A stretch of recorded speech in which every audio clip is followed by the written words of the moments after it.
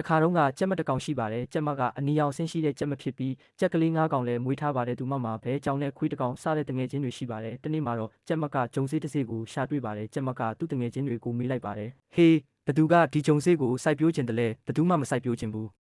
လို့ဘဲကဖြေလိုက်ပါတယ်ငါကောပဲလို့ကြောင်ကညင်းလိုက်ပြန်ပါတယ်ငါကိုလည်းထဲမတွက်နဲ့လို့ခွေးကလှည့်ပြောပြန်ပါတယ်ကောင်းပြီလေအဲ့ဒါဆိုရင်ငါပဲဒီဂျုံစေးကိုစိုက်ထားလိုက်တော့မယ်လို့ကြက်မကပြောလိုက်ပါတယ်ကြက်မကထိုဂျုံစေးကိုတေချာစိုက်ပျိုးပြီးတေချာရေလောင်းပေးပါတယ်ရက်အနှဲငယ်ကြာတဲ့အခါမှာဂျုံစေးကအပင်လေးတွေပေါက်လာပါတယ်တဖြည်းဖြည်းနဲ့ဂျုံပင်တွေကဝါညိုရောင်တန်းတဲ့ဂျုံတွေပေါက်ရောက်ရှင်တန်းလာတာပေါ့အဲ့ဒီအခါကြက်မကမေးပြန်တယ်ကဲဒီဂျုံတွေကိုဘသူကရိတ်သိမ်းခြင်းတလဲငါတော့မပါဘဲကပြင်းနေတဲ့အတန်ကြီးနဲ့ပြန်ဖြေပါတယ်ငါလည်းမပါဘူးကြောင်ကပခုံးတုံရင်ဖြေလိုက်ပြန်တယ်ငါကိုထဲမတွက်ကြနဲ့လို့ခွေးကညင်းလိုက်ပြန်တယ်ကောင်းပြီလေအဲ့လိုဆိုရင်တော့ငါဟာငါပဲရိတ်သိမ်းလိုက်တာပေါ့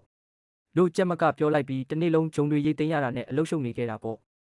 ညနေဆောင်တဲ့အခါမှာတော့ကြက်မမှာဂျုံတွေအိတ်ကြီးနဲ့နှစ်အိတ်တောင်ရလေရဲ့ဟဲလိုအားလုံးပဲဂျုံတွေကိုငါနဲ့အတူဘသူကကြိတ်ပေးမလဲလို့ကြက်မကသူ့တငယ်ချင်းတွေကိုမေးပြန်တဲ့အားလုံးကညင်းကြပြန်တယ်အဲ့ဒါဆိုလဲငါဟာငါပဲဂျုံတွေကြိတ်တာပေါ့ဂျုံမုံတွေရလာတဲ့အခါငါဟာငါပဲပေါင်မုတ်ဖုတ်တော့မယ်လို့ကြက်မကအတိပေးလိုက်ပါတယ်နောက်တစ်နေ့မှာတော့ကြက်မကအနက်အရသာနဲ့ပြေးွားတဲ့ပေါင်မုံတွေဖုတ်လေတော့တယ်ကဲဘလို့လဲဒီပေါင်မုံတွေဘသူများစားချင်ကြမလဲလို့သူ့တငယ်ချင်းတွေကိုမေးလိုက်ပြန်တယ်အဲ့ဒီအခါမှာတော့ဘဲကထပ်ဖြေပါတယ်ငါစားမယ်ဟိငါလည်းစားမယ်လို့ကြောင်ကသွားရည်တွေတက်ရင်းဖြေပြန်တယ်